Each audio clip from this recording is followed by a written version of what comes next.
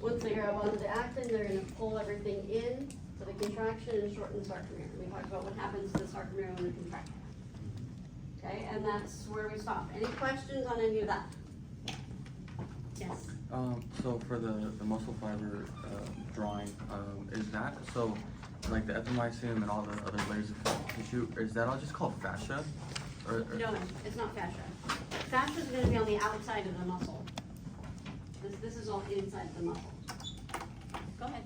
So do we need to know M-line because it is I don't need you to know M-line. but it is a vocabulary word on the study. Is it? Yeah. Okay, I meant to take that off. You don't need to know. Go ahead. Based on his question, so the fascia is distinct from the perimucin, the endomysium? Correct. Yeah. Okay. So, as I said, as soon as the myosin head binds to the actin, we call that a cross bridge. As soon as that happens, it's gonna fold in and it's gonna contract, okay? We don't want the muscles contracting all the time. We only want them contracting when we decide to contract them. So there has to be a mechanism in place to block these from binding until we're ready for them to bind, okay? So I'm gonna take this section and I'm gonna draw it a little bit bigger up here. So this is the myosin head here. So this is the actin filament. Okay, the actin filament has binding sites on it where the myosin head can bind. And they're drawn to each other. So if there's nothing blocking it, they will bind. So there's another filament that's wrapped around the actin that's blocking the binding site. So I'm going to draw it like this. Okay, this is called tropomyosin.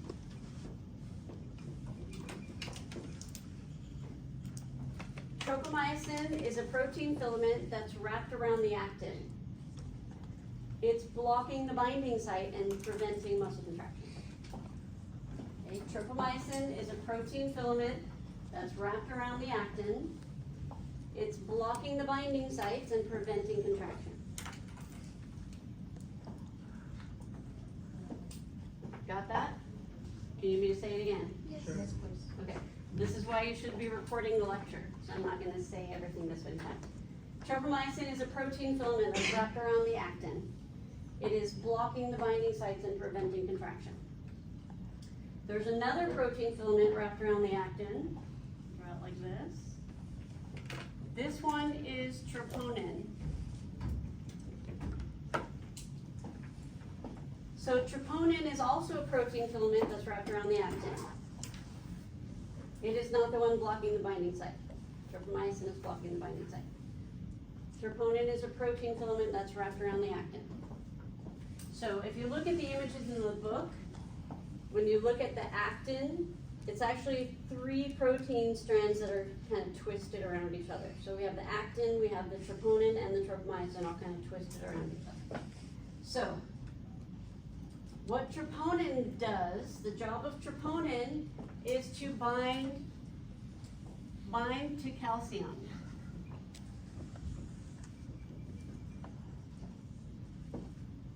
When troponin binds to calcium, troponin will pull the tropomyosin off of the binding site. It will kind of roll it out of the way. That will allow the myosin head to cross-bridge with the actin and cause a muscle contraction. Okay, when calcium binds to troponin, troponin will pull tropomyosin off the binding site, allowing the myosin head and the actin to cross-bridge or bind together.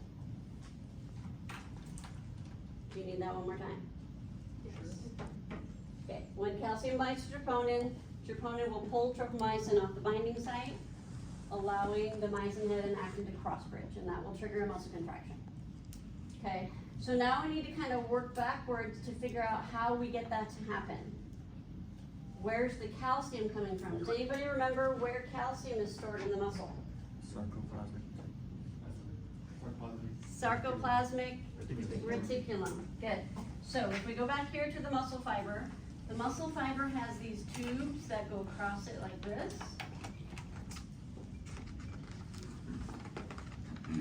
Those are called the transverse tubules.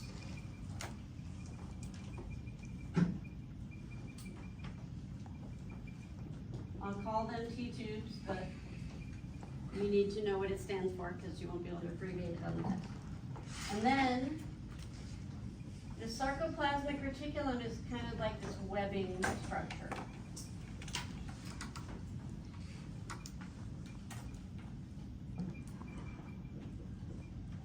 Sarcoplasmic.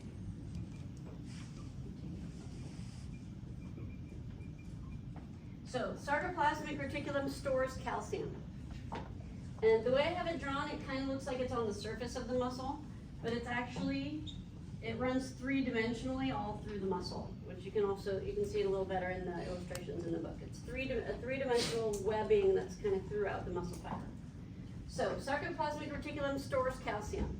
When we're ready to contract this muscle, we're gonna send a signal to the sarcoplasmic reticulum. When it receives that signal, it's gonna release the calcium.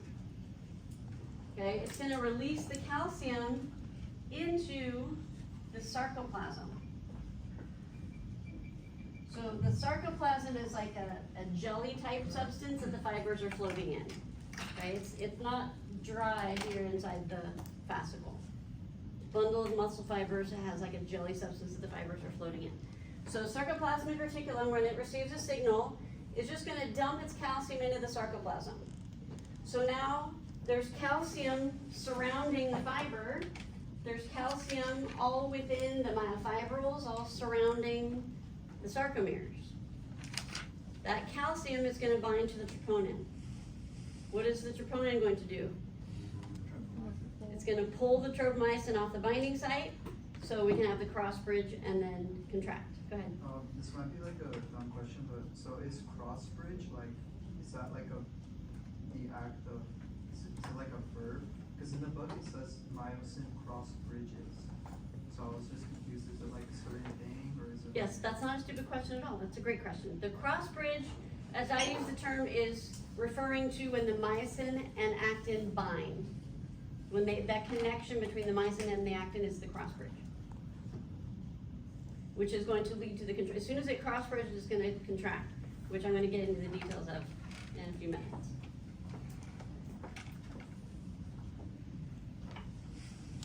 Okay, so the signal that's coming to the sarcoplasmic reticulum to tell it that it's time to release the calcium, where is that signal coming from? The motor neuron, where does it originate from? Brain. Your brain. This is a voluntary contraction. You're deciding you want to contract this muscle. So you're initiating the signal in your brain. So, you initiate the signal in the brain, the signal gets to the muscle through a neuron. Hold on one second. So here's a neuron.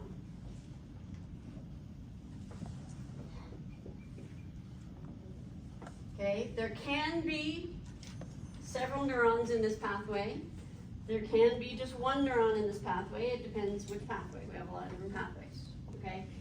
We're not gonna talk about any of the interneurons here. We're mainly concerned with the neuron that connects to the muscle. There's a special term for the neuron that connects to the muscle. Anybody know what it is? Motor neuron? Okay, so motor neuron is a good one. A motor neuron is any neuron that sends a signal toward the muscle. So if we had a bunch of neurons in this pathway, they would all be motor neurons. That's as opposed to sensory neurons, which send information toward the brain, which comes in chapter 3. Okay, so these are all motor neurons, but the last motor neuron before the muscle is the alpha motor neuron.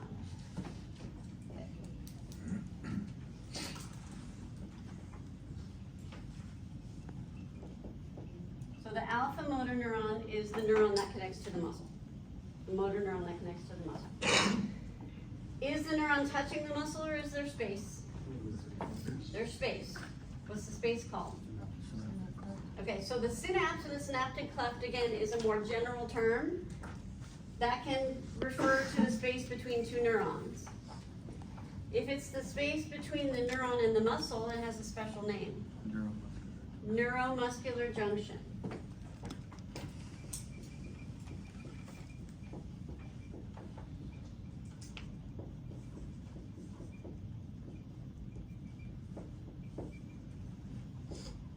Neuromuscular junction is the synapse, or the space, between the alpha motor neuron and the muscle.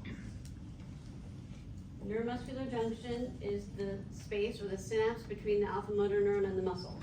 Neuro means neuron, muscular means muscle, junction means where they meet. So it's the connection between the alpha motor neuron and the muscle. So when you decide you want to contract this muscle, you're going to send a signal from your brain down this alpha motor neuron to the neuromuscular junction. This signal traveling down the neuron is an electrical signal. The electrical signal can't cross the synapse. So what do?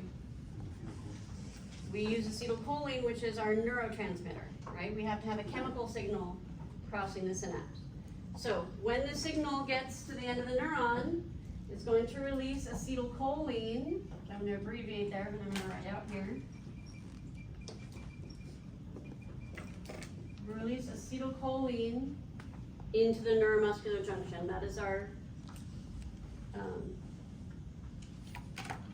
thank you, neurotransmitter that can cross the synapse.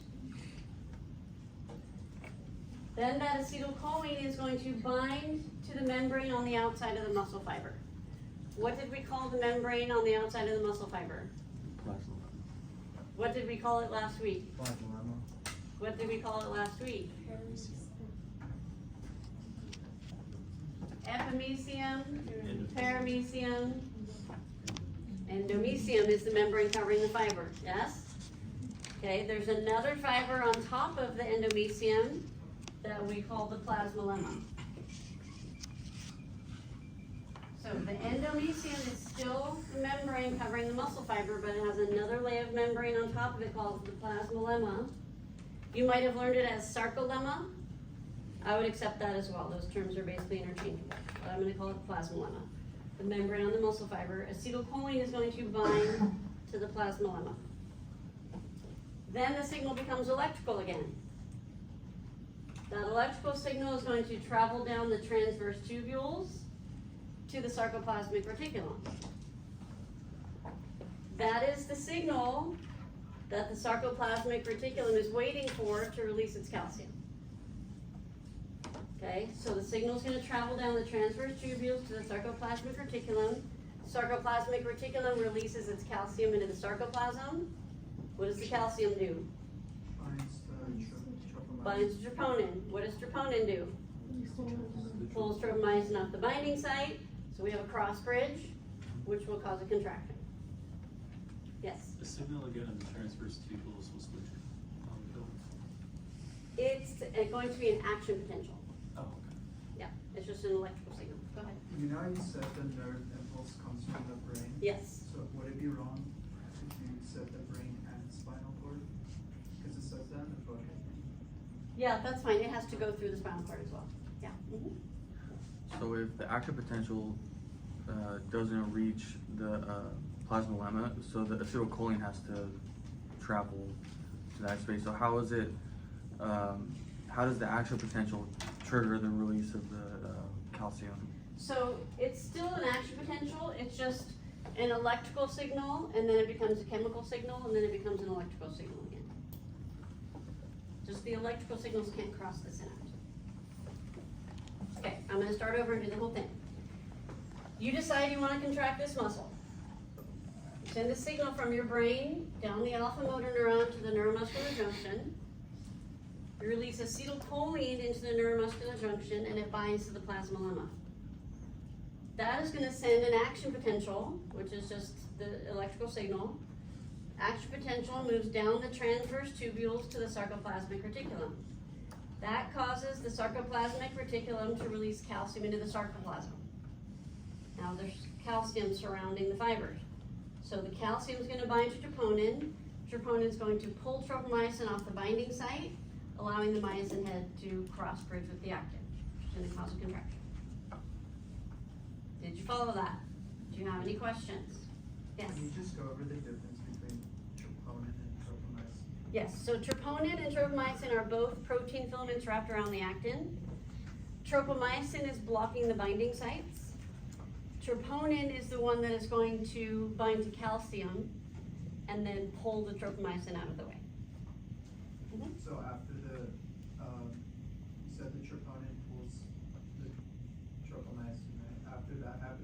the tropomyosin just kind of like disappear or like? So it's gonna stay, the binding sites will stay open until we stop sending a signal.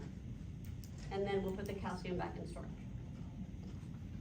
Okay, I'm gonna go over that again, same way I just did, but I'm gonna leave blanks for you guys to fill in. And I'd like you to say them out loud, okay? If you sit and listen to everybody else say it, it's passive. If you say it out loud, it's active, and it's better for your learning. So the more people that join me and say it out loud, the better, okay? You decide you're gonna contract this muscle. You're gonna send a signal from your brain down the alpha motor neuron to the, good, what gets released? Good, and what does it bind to? Plasmalemma. That sends a what? Action potential down the, to the, good. Sarcoplasmic reticulum releases into the sarcoplasm, okay? Calcium binds to troponin, and what does troponin do? Pulls tropomyosin out of the way so that we have the cross bridge. Good. Any questions on that? That's how cross bridge happens. That's how cross bridge happens. We haven't even gotten to the contraction yet. This is the initiation of the contraction. Let's write it out in steps.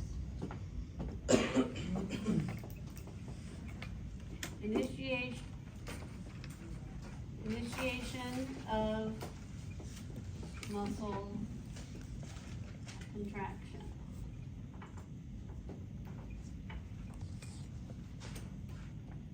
So, we're gonna start from the brain. Brain sends, I'm gonna say signal at this point. It's gonna be an action potential, but the brain is not actually sending action potential, so if I put action potential here, it's gonna get confusing in the next chapter. So I'm just gonna say signal, and we'll get more in detail in the next chapter. Brain sends signal down alpha motor neuron to neuromuscular junction.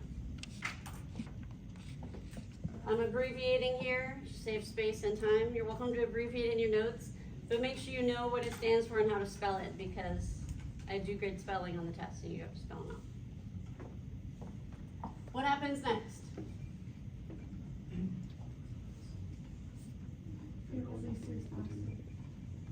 Acetylcholine is released into the neuromuscular junction.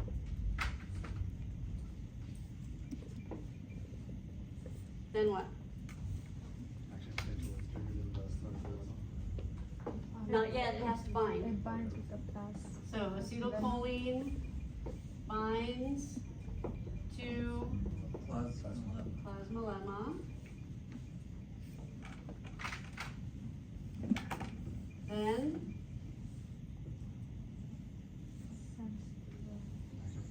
action potential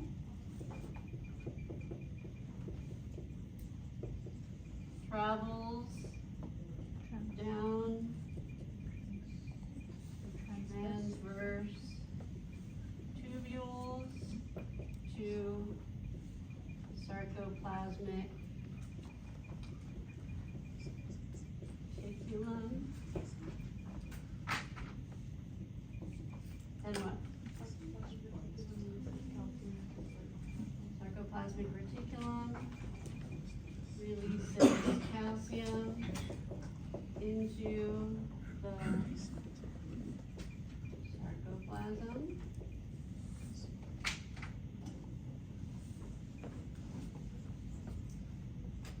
And what? The calcium binds with the troponin. Calcium binds to troponin. What's troponin do? It pulls from the neuron.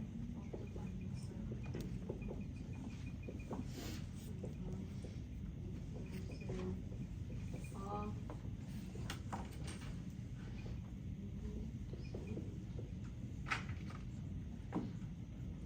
And then myosin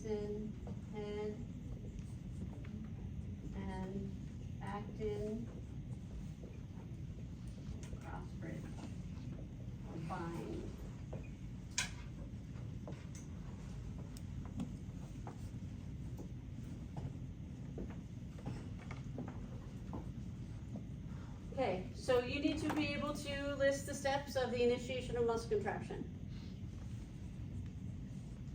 I could have just put up a slide on the board that listed the steps and said, you need to memorize this and move on.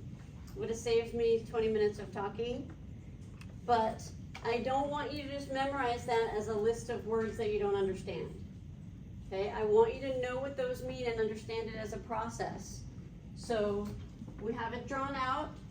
A lot of people are visual learners, so if you can picture this happening, starting from the brain, going through the neuron, going through the sarcoplasmic reticulum before we get to the troponin, if you understand what the words mean and you can follow the process, you're not going to get them out of order, right? If you understand the flow of events here, you're not going to say that calcium binds to troponin before the acetylcholine binds to the plasma lemma, because that doesn't make any sense. So I want you to understand what's happening here. It's gonna, yes, you have to memorize that, but it's gonna help you memorize it if you understand it.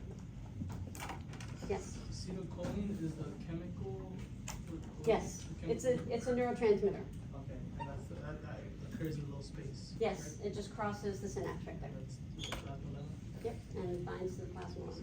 Alright, just making sure ACH is acetylcholine. Yes, Okay. ACH. Alright, thank you.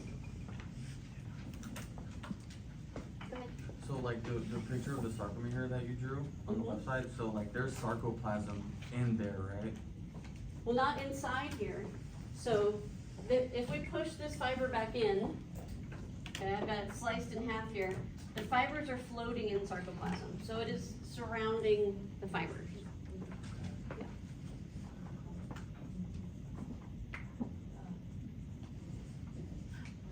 Okay, so here's your first major task of memorizing a process. So I'm going to tell you how to do it, because by the time you come in next Thursday, you need to have this memorized. Okay, my other classes, I gave this to my class on Tuesday and they had to have it memorized when they came in today. They only had 2 days. You guys have 5 days. So you gotta make sure you get it memorized. But I'm gonna tell you exactly how to do it. Okay, so you have the steps written down now. If you decide, okay, I'm gonna go study for 346 now, and you sit down and you just read the steps over and over and over and over and over again until your eyes glaze over, that's passive. That might be how you're used to studying. And that might work if it was a multiple choice test. But your test is gonna be, here's a blank piece of paper, write out the steps of the initiation of muscle contraction. So you have to prepare differently than just passively reading it. Okay, so I'm going to tell you exactly how to do it. You take out a blank piece of paper and you write out the steps from memory. The first time you do it, you might only get 2 of them. That's fine. Then you fill it in from your notes. Then you do it again. Take out a blank piece of paper, write them out from memory. Maybe this time you get 3 of them. That's improvement. Fill it in from your notes. Do it again. Do it again, do it again, do it again. Over and over and over and over again, until you can write them out from memory. That's active studying. Okay, if you're reading it already written, it's passive. If you're thinking of it out of your head and writing it down or saying it out loud, it's active. So that's the major shift you have to make in how you're preparing for your exams and how you're learning the material. Shift from passive learning to active learning. Okay, so my recommendation, put a big stack of blank paper on your kitchen table. When you sit down for breakfast, write it out. When you sit down for lunch, write it out. When you sit down for dinner, write it out. Minimum 3 times a day. If you want an extra one, do it again before you go to bed. But minimum 3 times a day. If you don't sit down at a table for your meals, figure out another time where you can be consistent to do it. Okay? If you're doing that minimum 3 times a day, by next Thursday, this should be easy. Writing them out from memory. Okay? It's very doable. It's very doable. It just takes time and effort. And that's what the kind of time and effort I'm asking you to put in. Okay? If you don't want to use all that paper, get a whiteboard and just write it over on a whiteboard. Do it out loud with somebody. You can do this with a roommate who's not even in this class. give them the paper that has the list of steps and you say it out loud to them, they'll be able to fill in for you. Or even better, do it with someone from class. Okay, I'm gonna be putting you in study groups in just a minute, so you'll have a group that you can get together and study with. Okay, any questions on what to do or how to do it? Okay, so what I'm gonna do right now to help you, first of all, get over your fear of talking out loud. Second of all, get over your fear of interacting with other humans. Third of all, practice active studying. Fourth of all, make connections in the class so you have a study group and you have someone to get notes from if you miss class. So everybody has those resources. Okay, I'm gonna put you in groups. You're gonna have about 6 people per group. First thing I want you to do when you get in your group is exchange contact information. Whether you wanna do phone numbers or Instagram or Snapchat or Discord or however you guys email, however you guys wanna communicate, doesn't matter to me. Do that real quickly. Before that happens, when the sarcomere is at rest, the myosin head is straight up at 90 degrees. And it has ADP and inorganic phosphate on it. Have you heard those terms before? It was in the book, but I didn't get an explanation. Okay. You should have learned it in basic physiology. Where do you think those came from? Not from the mitochondria, that's a good guess though. The previous ATP breakdown. Okay, so ATP is adenosine triphosphate. So it had one adenosine bound to 3 phosphates. These are high energy bonds. So we all know that the breakdown of ATP is part of the muscle contraction process, right? So at some point, the breakdown of ATP really just means we're splitting off one of the phosphates, releasing the energy from this bond. Okay, that left us with an adenosine and 2 phosphates, which we call adenosine diphosphate, and the phosphate by itself. So the ATP and the inorganic phosphate that are on the myosin head are from a previous ATP breakdown. Okay, so we go through the process of the initiation of muscle contraction. As soon as that cross bridge occurs, this phosphate is going to be released off the myosin head. It's just released into the sarcoplasm. That triggers the power stroke. So the power stroke is the actual shortening action of the contraction. So during the power stroke is when the myosin heads are going to fold towards the center of the sarcomere. Okay, it's going to fold to a 45-degree angle towards the center, and it's going to pull the actin with it. Okay, so these myosin heads are going to fold towards the center. These myosin heads are going to fold towards the center, pulling the actin towards the center, which pulls the Z discs towards the center. So that's the actual shortening of muscle contraction. So let me say that again. At rest, myosin head is at 90 degrees. It's got ADP and inorganic phosphate on it from a previous ATP breakdown. We go through the process of the initiation of muscle contraction, which ends with the cross bridge. As soon as that myosin head connects to the actin, the inorganic phosphate is released off the myosin head, triggering the power stroke. That means the myosin head is going to fold towards the center of the sarcomere to a 45-degree angle, and it's going to pull the actin with it. We okay so far? Okay, so now the myosin head is at a 45-degree angle. Then the ADP is going to be released. And that's going to cause rigor state. So in rigor state, that myosin head is stuck at a 45-degree angle. The muscle is locked in contraction. In order to get out of that, we need a new ATP to come in. Okay, we're always making ATP in our metabolic system, so it's not a problem. We get out of this right away. You never notice that your muscle is stuck in contraction because there's an ATP there and we immediately get out of it. But have you heard of rigor mortis? What happens during rigor mortis? the muscles lock up in contraction, right? After a person dies, usually a couple of hours after a person dies. So what's happening there is right after the person dies, they're no longer making ATP in their metabolic systems, but they still have ATP in their muscles that was already made. So they're able to get out of muscle contraction. Once that gets used up, the muscles all lock in contraction. They're in rigor state. It's rigor mortis because it's after death. Mortis means after death. So they're in rigor state, so the muscles stay in contraction for a few hours until the muscles deteriorate enough to release.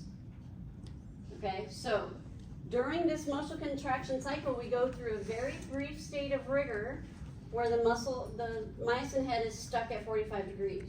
But we're able to get out of it quickly because we have all these metabolic systems that are constantly making ATP. As soon as a new ATP binds to the myosin head, we get out of rigor state. Okay, so please don't say we're going through rigor mortis during muscle contraction, because you're not dead. We're going through a very brief rigor state. You won't even notice it. Okay, so 45 degrees, ADP gets released. We're locked at 45 degrees. Muscle is stuck in contraction. To get out of that, a new ATP that's been produced in one of your metabolic systems is going to bind to the myosin head. When the new ATP binds to the myosin head, it causes the myosin head to release from the actin. This is an important step. This is the step that most people forget when they're explaining this process back to me. Okay, when the new ATP binds to the myosin head, it causes the myosin head to release from the actin. That's an important step. Let me explain why. So, remember I said this power stroke action, this folding in, doesn't bring the Z-disc all the way in. We need the myosin head to, it pulls it in a little bit, then it has to pull out, go back up and grab the next binding site, pull it in a little bit more. Come out, go back up, grab the next one. So there's a series of binding sites along here, and it just pulls it in a little bit at a time. So we're gonna cycle through a bunch of power strokes before we get the muscle all the way shortened. So that means the myosin head has to bind, it has to drag the actin in, it has to release, and then it has to go up and bind again. Drag a little bit more, release. So it's a bind, drag, release, bind, drag, release, over and over and over again until the muscle's all the way short. So if the myosin head never releases, but it's going in and out and in and out, then the actin is also going to go in and out and in and out. We'll never get it shortened. Okay, so we need to bind, drag it in a little bit, go out, go back up, grab the next one, pull it in a little bit more, and it's like a ratchet pulling in a little bit more every time. Okay, so new ATP binds to the myosin head releases from the actin. Then we go through the process of breaking down the ATP. This process, separating one of the phosphates, so we break down the ATP, we end up with ADP, the separate phosphate, and that releases energy. There's an enzyme for this. Anybody remember what it is? ATPase is the enzyme that catalyzes this reaction. So we break down the ATP. This reaction releases energy, and that release of energy is what brings the myosin head back up to 90 degrees. Now it's back where we started. 90 degrees, and it's got the ADP and the phosphate on it from this breakdown. Then it's going to cross bridge to the next binding site and power stroke again. It's going to keep cycling through. Okay, we're going to go over that whole thing again. At rest, the myosin head is at 90 degrees. It has ADP and inorganic phosphate on it from a previous ATP breakdown. We go through the steps of the initiation of muscle contraction, ends with a cross bridge. As soon as we cross bridge, phosphate gets released, triggering a power stroke. Okay, when you describe the power stroke to me, there are 3 things you need to include. Here they are. For the power stroke, myosin head folds towards the center of the sarcomere to a 45-degree angle, and it's pulling the actin with it. That's what's happening during the power stroke.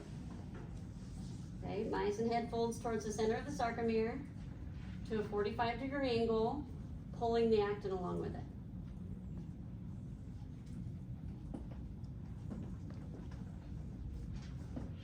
Pulling what again? The actin. Pulling the actin towards the center, shortening the sarcomere. So this is the shortening concentric contraction. You might repeat one more time. Yes. Oh, that's okay. Thank you for three parts of the power stroke, 3 parts of the description of the power stroke. Myosin head folds towards the center of the sarcomere to a 45-degree angle, and it's pulling the actin along with it. Okay, after that, ADP is released, triggering rigor state. During rigor state, the myosin head is stuck at a 45-degree angle, or you could say the muscle is locked in contraction, or however you want to say it. To get out of that, a new ATP needs to bind to the myosin head. The ATP is being produced in one of our metabolic systems. We'll talk about that in chapter 2. New ATP binds to the myosin head. That causes the myosin head to release from the actin. Then we break down the ATP, releasing energy. And that release of energy brings the myosin head back up to 90 degrees. It's got the ADP and the phosphate on it, and we repeat the cycle again, over and over again until the muscle's all the way short. What questions do you have for me? Go ahead. Can you go over it one more time? Yes. I'm gonna go over that whole thing again, and I'm gonna leave the blanks for you guys to fill in. Okay? So, at rest, myosin head is at what angle? Okay, and what's on it? ADP and the phosphate. Where did those come from? Previous ATP breakdown. Okay, so after the cross bridge, what gets released? Inorganic. Phosphate is released, triggering power stroke. Tell me 3 things that are happening during the power stroke.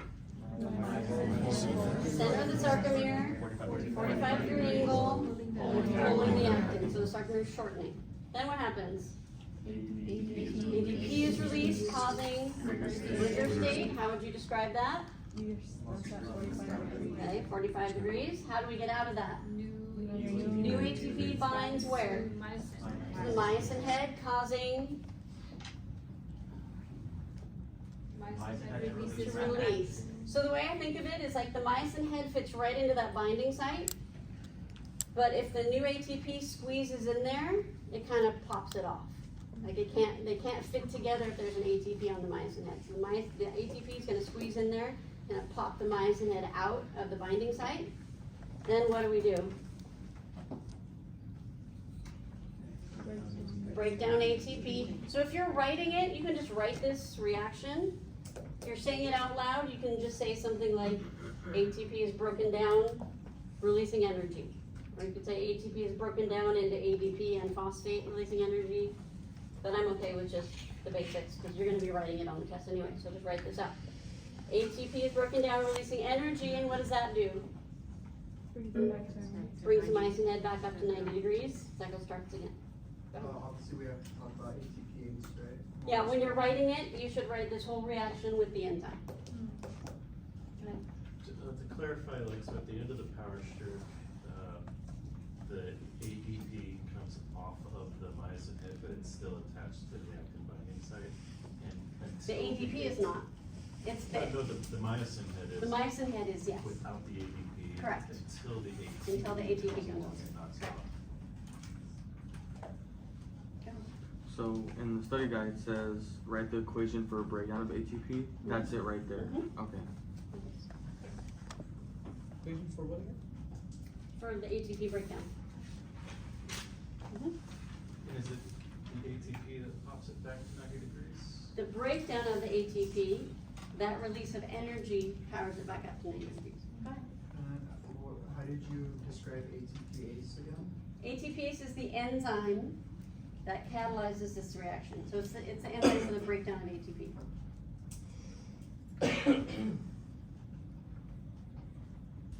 Anything else? Okay, let's write this out in steps. We're going to call this the sliding filament theory.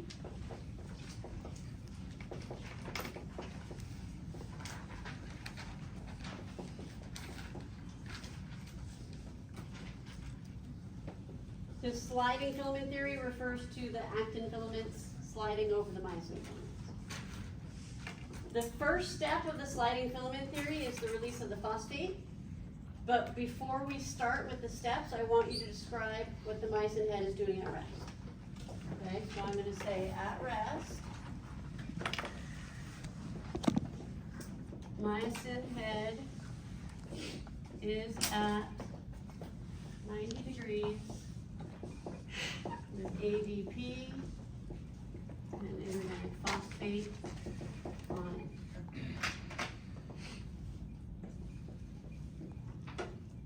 After the cross bridge,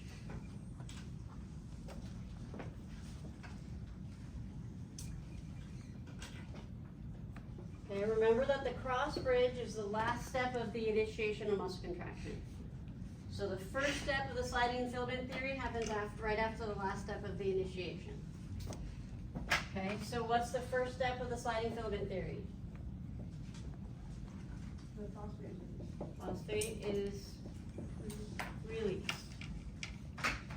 What does that cause? Power stroke. And you should have 3 details about the power stroke that you can give me. I'm not gonna write them down here, but you should know what they are. Do you need me to say them again? Myosin head folds towards the center of the sarcomere to a 45-degree angle, and it's pulling the actin with it.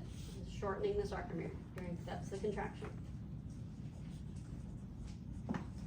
Then what happens? ADP is released. What does that cause?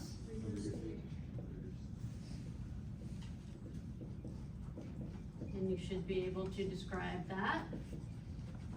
Myosin head is stuck at 45 degrees, or muscle is locked in contraction, however you want to describe it. How do we get out of that? Finds where?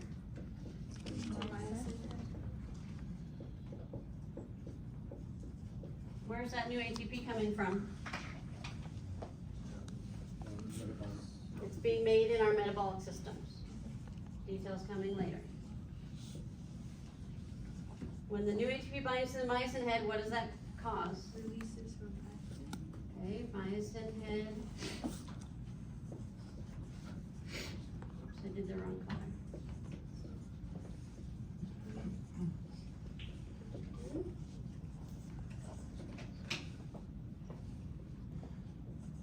Then what?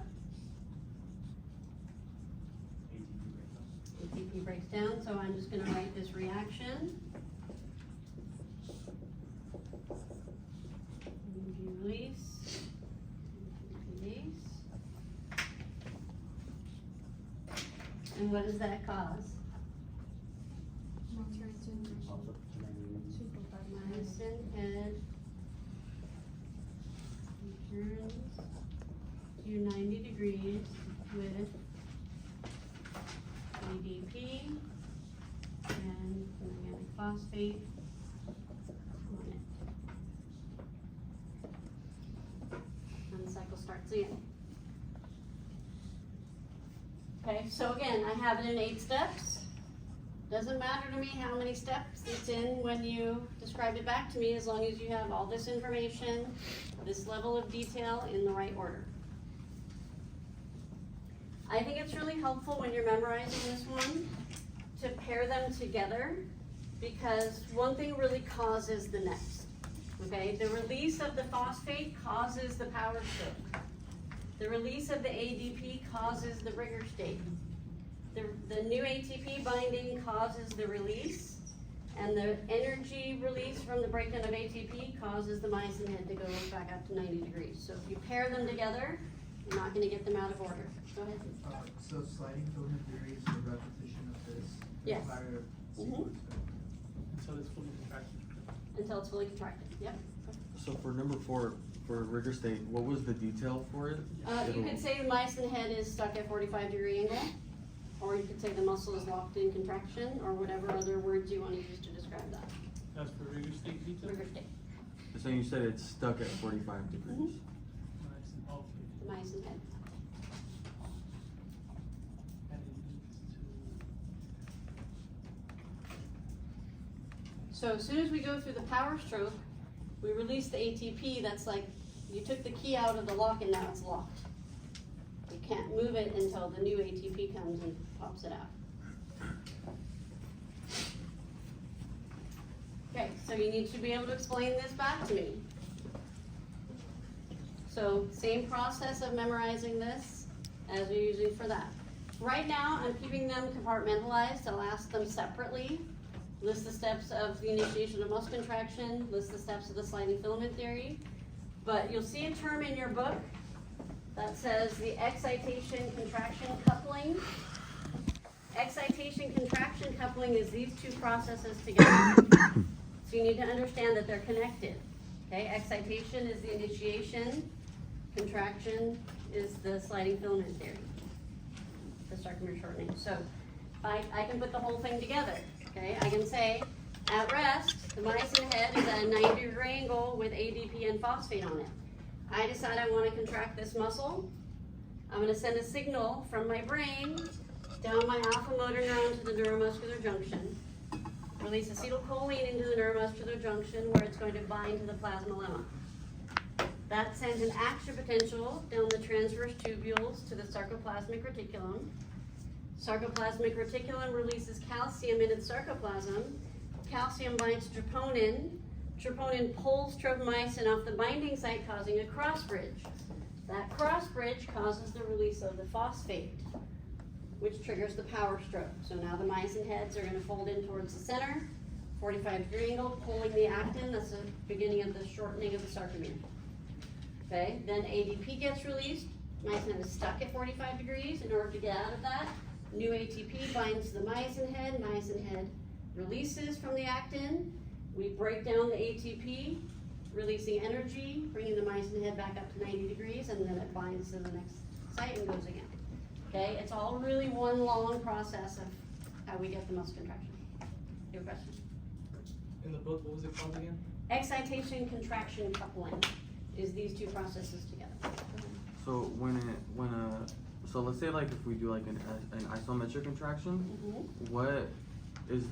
what's like happening in this step? Is that like the same thing happening? So, yes, so I'm actually not gonna go into the details of what's happening in the sarcomere during isometric and eccentric contractions, but just real quick, if you think about it, so concentric is shortening during contraction, eccentric is lengthening during contraction, isometric is the same length, right? So, if I have a 10-pound weight in my hand and I wanna do bicep curl, I have to produce more than 10 pounds of force in my biceps in order to get the concentric contraction. The way down is eccentric. In order to get that eccentric contraction, I have to produce less than 10 pounds of force. I'm still producing force, but less than 10 pounds of force that allows the weight to lower down. So if I'm holding it isometrically, basically I'm producing exactly 10 pounds of force. So it just has to do with the amount of force you're producing in terms of getting that contraction. Okay.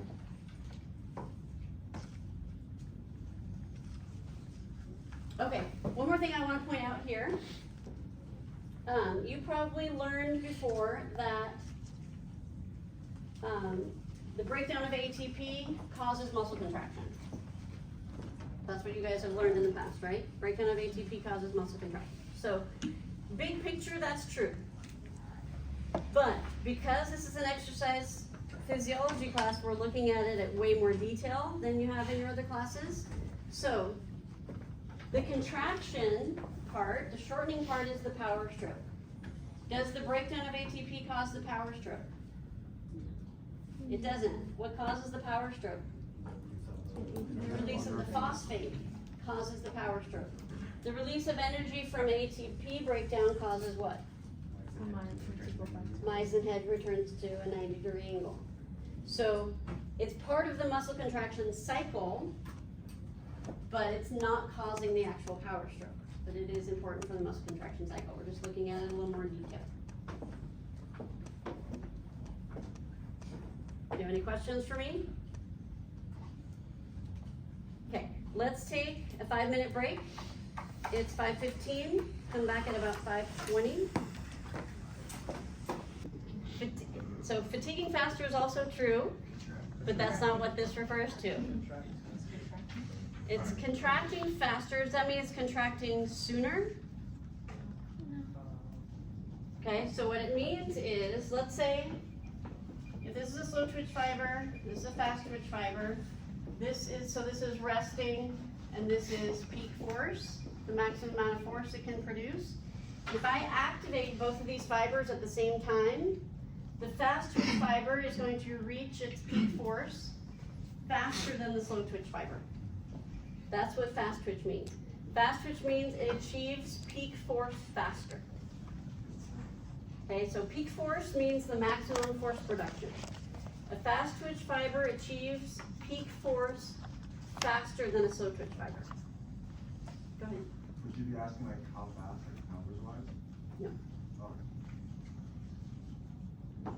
So we also know that fast twitch fibers produce more force, right? Those are our stronger fibers. So fast twitch fibers also have a higher peak force than the slow twitch fiber. So still, if I activate the slow twitch fiber and fast twitch fiber at the same time, the fast twitch fiber is going to reach its peak force faster. And it has a higher peak force. Those are two different characteristics that you need to separate. The peak force and how quickly it achieves peak force.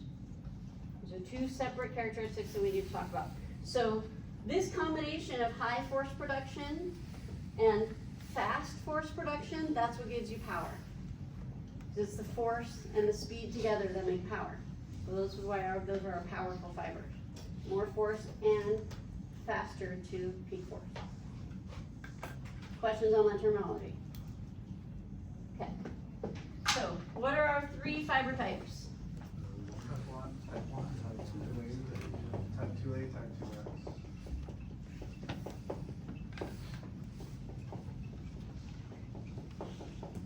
Okay. Type 1, slow twitch or fast twitch? 2A, slow twitch or fast twitch? 2X, slow twitch or fast twitch? Good.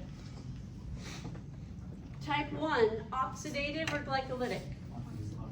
Oxidative, it's good at using oxygen. 2X, oxidative or glycolytic? Glycolytic. 2A, it's both oxidative and glycolytic. So, 2As are good at using oxygen, not as good as the type 1s, but better than the 2Xs. Okay, but it's considered a fast twitch fiber. So the 2As have some characteristics of the 2Xs and some characteristics of the type 1s. It's kind of a mixture of the two. Depending which way you train, if you do a lot of endurance training, low and moderate intensity aerobic endurance training, the 2As will take on more characteristics of the type 1s. If you do a lot of power training, sprints, heavy resistance training, the 2As will take on more characteristics of the 2Xs. It can go both ways. But it always considers fast twitch.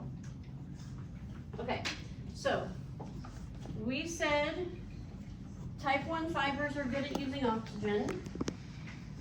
Let's talk about what characteristics a type 1 fiber has that makes it good at using oxygen. So first of all, where in the muscle is oxygen consumed? In the mitochondria. So type 1 fibers have more mitochondria than any other type of fiber. That's one of their characteristics. Just gonna put more mitochondria. The more mitochondria a fiber has, the better it is at using oxygen. Because mitochondria is where oxygen is consumed. So, type 1 has the most mitochondria of any fiber type. 2X has the least mitochondria of any fiber type, and 2A is in the middle. Okay, I'm not going to write those down, I'm just going to assume we have that agreement. Okay? So, if this is the muscle, this is the mitochondria, we've got lots of mitochondria. How do we get the oxygen to the muscle? We need these blood vessels. What are they called? Capillaries. So the capillaries are the blood vessels that are delivering oxygen to the muscle. So slow twitch fibers are more densely vascularized. We have more capillaries in a slow twitch fiber than we do in a fast twitch fiber.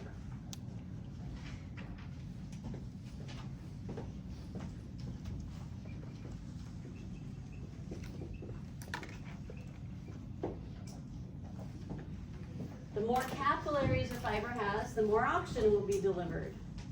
That makes type 1 fibers better at using oxygen. The 2X fibers have very few capillaries, they don't use oxygen very much. Yes. Capillaries help give oxygen to the muscles? Yes, that's where the oxygen is delivered from. So it's the same thing, most capillaries, least capillaries. Yep.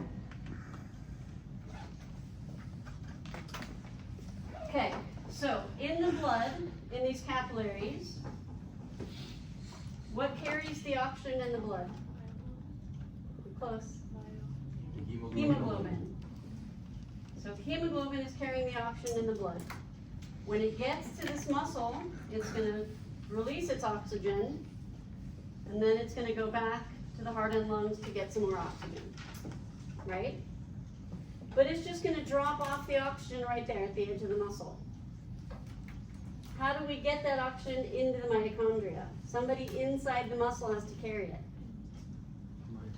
This is the myoglobin. Myo means muscle. So hemoglobin carries the oxygen when it's in the blood. Myoglobin carries the oxygen when it's in the muscle. So hemoglobin's gonna drop off the oxygen at the muscle. Myoglobin's gonna pick it up and deliver it to the mitochondria where we consume it. Without the myoglobin, we wouldn't be able to consume much oxygen because we have to get it into the mitochondria to consume it. Okay, so having more myoglobin is an important part of being efficient at using oxygen. So type 1 fibers have the most myoglobin. 2X fibers have the least myoglobin. 2A's are in the middle. Go ahead. So, myoglobin carries oxygen right into the muscle? Is that what you're saying? Yes, carries it to the mitochondria. Yes. So I wouldn't say, for example, I wouldn't say myoglobin brings oxygen to the exercising muscle. Because when myoglobin gets the oxygen, it's already in the muscle. Myoglobin is inside the muscle. So hemoglobin brings the oxygen to the exercising muscle. Myoglobin brings the oxygen to the mitochondria inside the muscle. Okay, then within the mitochondria, we have our aerobic systems.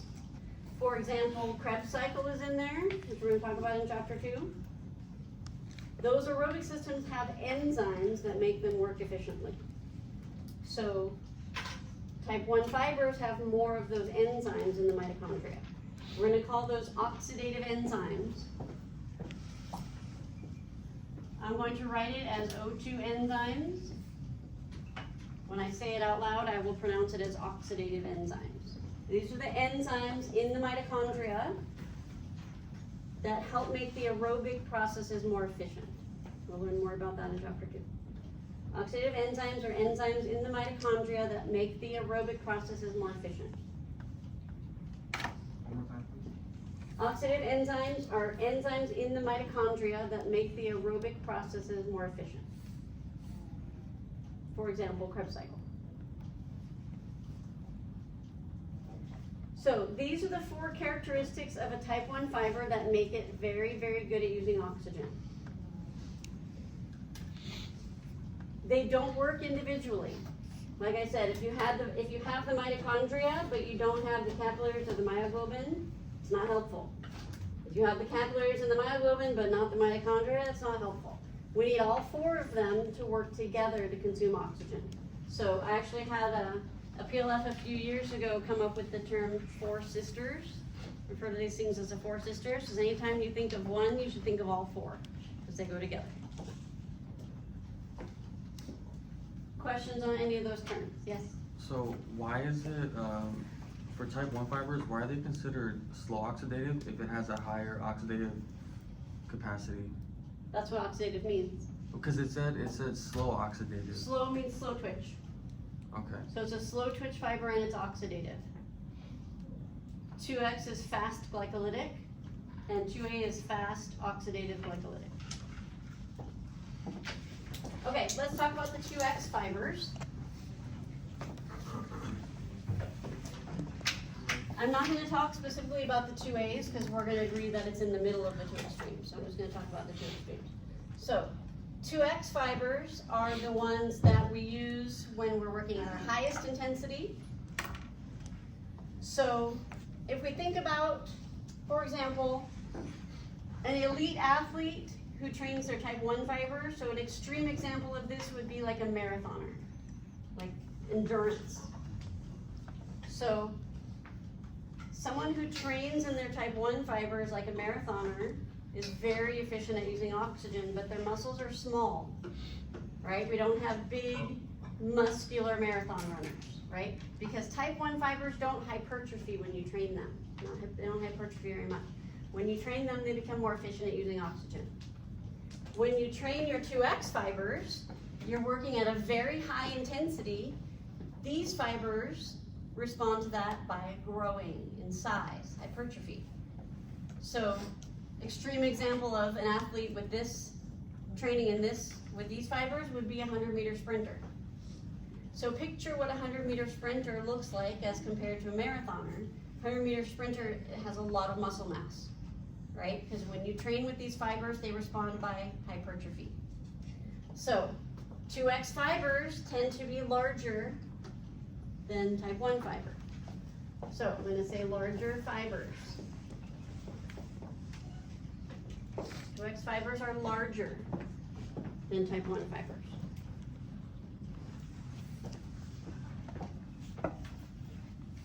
The reason they're larger, comes back to this drawing.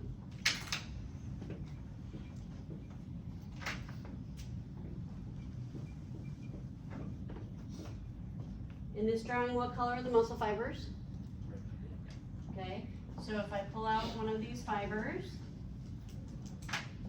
it's made up of a bunch of myofibrils.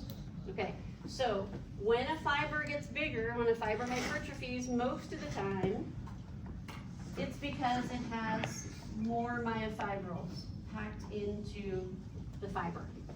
So they're more densely packed in there, which makes the muscle get bigger. Okay, so these myofibrils are made up of sarcomeres. So the more myofibrils we have, the more power strokes we have. Power strokes are what produce force. So a larger fiber typically can produce more force than a smaller fiber because a larger fiber has more myofibrils. Therefore, more actin-myosin, therefore more power strokes. Power strokes create force, so that gives it a higher peak force. Questions on that? Yes? So when you are building new muscle through hypertrophy, is that just the increased number of type 2X fibers? It's actually not. You're not increasing the number of fibers. You're increasing the density of how many myofibrils are packed into the muscle fibers you have. So are you born with a set amount of type 1 fibers and you'll never get more? Correct. Okay. Yeah, I'm going to talk about distribution as soon as we finish the characteristics. Great question. Okay. 2X fibers also will have larger neurons.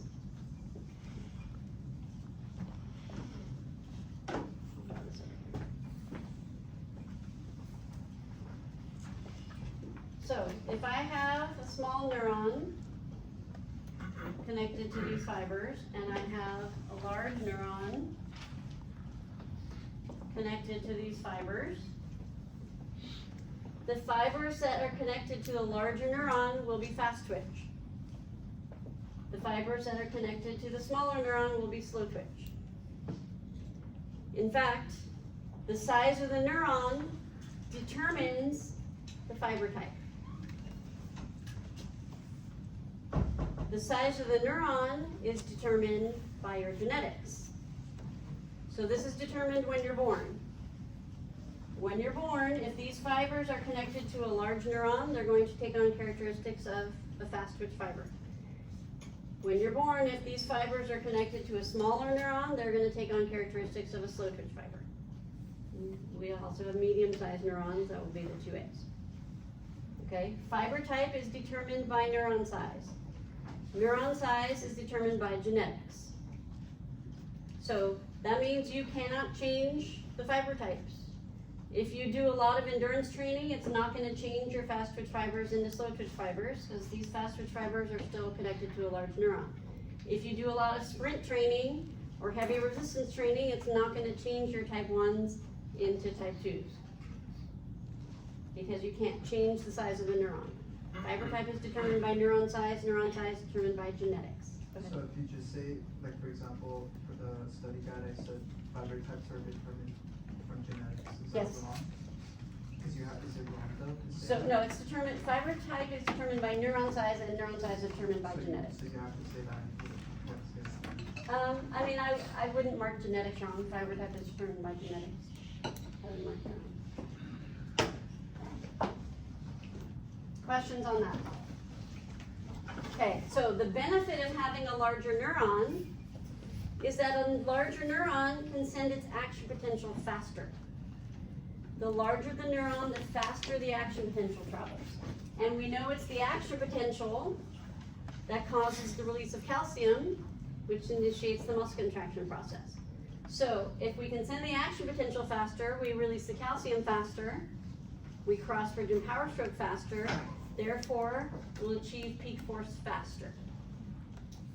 So remember I said with fast twitch fibers, 2 different things you need to consider. Peak force, how much force can be produced, and how quickly we achieve peak force.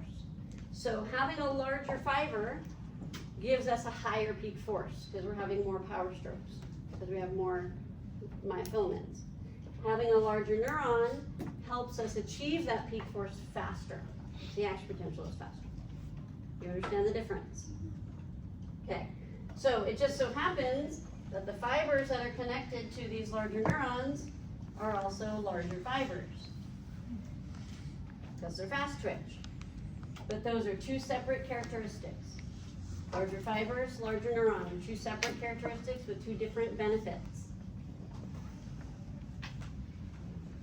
Let me know if you have questions. Okay, 2X fibers will also have larger motor units.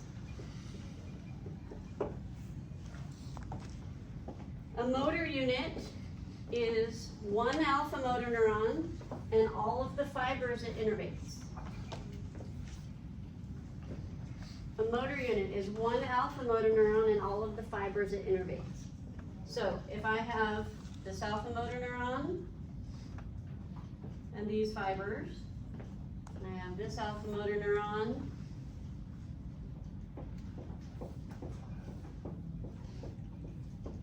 and all these fibers, this is a larger motor unit. A larger motor unit has more fibers connected to 1 neuron. A larger motor unit has more fibers connected to 1 neuron. The benefit of that is if I activate both of these neurons, this motor unit is going to give me a lot more force production, because I have more fibers activated, I'm getting more power strokes. Okay, if I'm moving my apartment and I need people to help me move my furniture, I can either call 3 people or I can call 100 people. If I call 100 people, there's going to be a lot more force produced, right? So because I have more fibers being activated, I have more power strokes, more force production, higher peak force because of the motor unit. So the motor unit, the size of the motor unit refers to how many fibers are connected to 1 neuron. Larger motor unit produces more force. So it just so happens that this larger motor unit also has a larger neuron and larger fibers.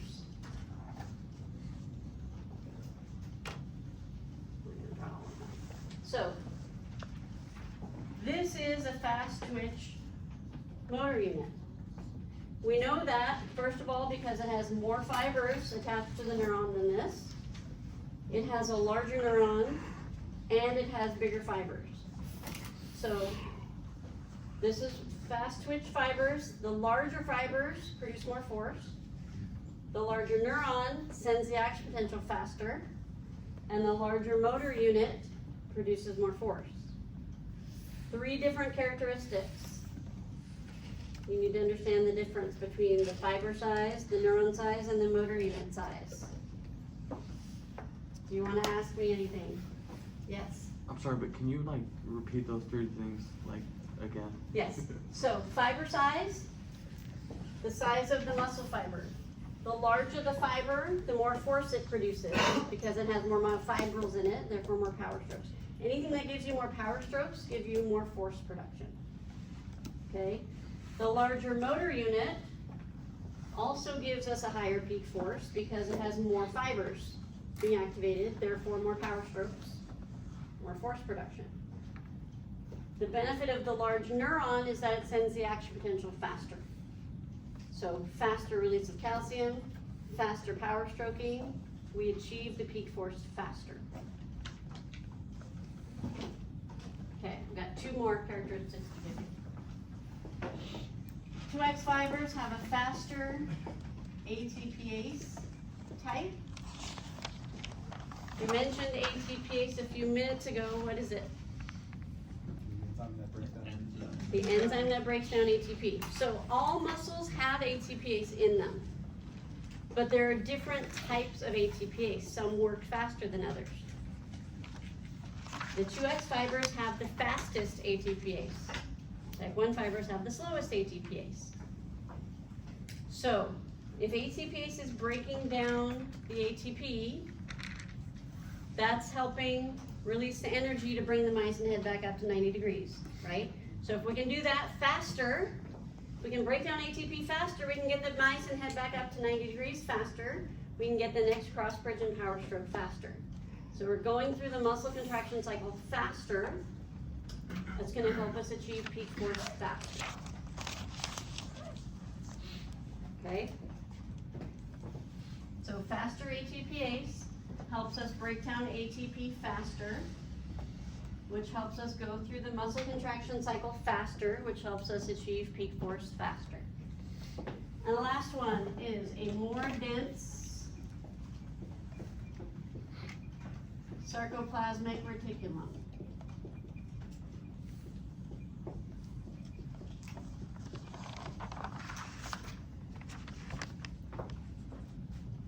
What's the role of the sarcoplasmic reticulum in muscle contraction? Stores. It stores calcium. It releases calcium. And then what does the calcium do?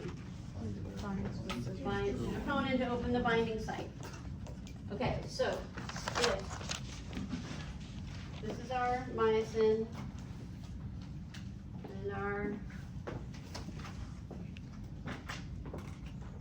actin with our troponin and tropomyosin on it. Okay. Sarcoplasmic reticulum is like a webbing structure within the muscle that stores the calcium. When we're ready to contract this muscle, we send our signal to the sarcoplasmic reticulum. Calcium gets released, and then the calcium has to travel to bind to the